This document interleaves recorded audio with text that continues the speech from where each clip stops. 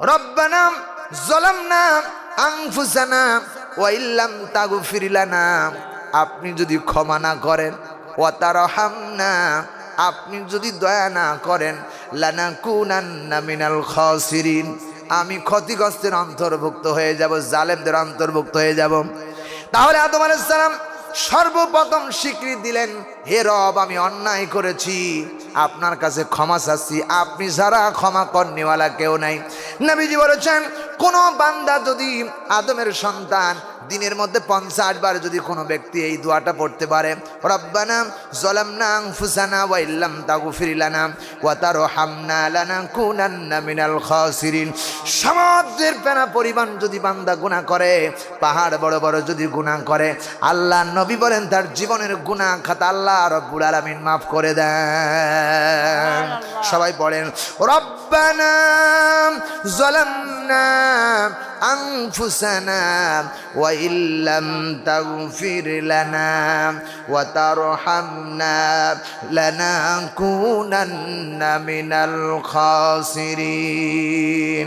হায় আল্লাহ, আমি অন্যায় করেছি, অত্যাচার করেছি, আমার নফসের উপরে জুলুম করেছি, আপনি যে ক্ষমা করে দেন, আপনি ছাড়া কোনো ক্ষমতাকারী নাই, আপনি যদি ক্ষমা না করে দেন, আমি নিশ্চয়ই জালেমদের অন্তর্ভুক্ত হয়ে যাব। আল্লাহর কসম করে বলি, আদম আলাইহিস সালাম কেবলমাত্র আরাফাতের ময়দানে দাঁড়িয়ে এই কথাগুলো যখন আল্লাহরে শোনায় দিলেন, আল্লাহ রব্বুল আলামিন সঙ্গে সঙ্গে তার জীবনের সব পাপগুলো মাফ করে দিলেন। নবী বলেন, কোন সন্তান, আমার আদমের সন্তান, এই দোয়াটা যদি 50 বার দিনের মধ্যে তেলাওয়াত করতে পারে, তার জীবনে যত গুনাহ আছে সব গুনাহ খাতা আল্লাহ রব্বুল আলামিন মাফ করে দিবেন। সুবহানাল্লাহ বলেন না? আরো জোরে বলেন সুবহানাল্লাহ। আমার ভাইয়েরা, কারণ আল্লাহ রাব্বুল আলামিন তওবাকারীকে ভালোবাসেন।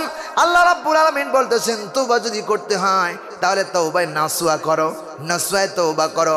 আল্লাহ তাআলা কোরআনে কারীমের মধ্যে বললেন, ইয়া আইয়ুহাল্লাযীনা আমানু তুবু ইলাল্লাহি তাওবাতান নাসুহা আসা রব্বুকুম আইয়ুকাফিরা আনকুম সাইয়্যাতিকুম ওয়া ইউদখিলাকুম জান্নাতিন তাজরি মিন তাহতিহাল আনহার। কোন বান্দা যদি আল্লাহ বলেন, ও আমার ইমানদার বান্দারা, ইয়া আইয়ুহাল্লাযীনা আমানু, ও ইমানদার বান্দারা, তুবু ইলাল্লাহি তাওবাতান নাসুহা, যদি তোমরা খাঁটি দৃঢ় তওবা করতে পারো।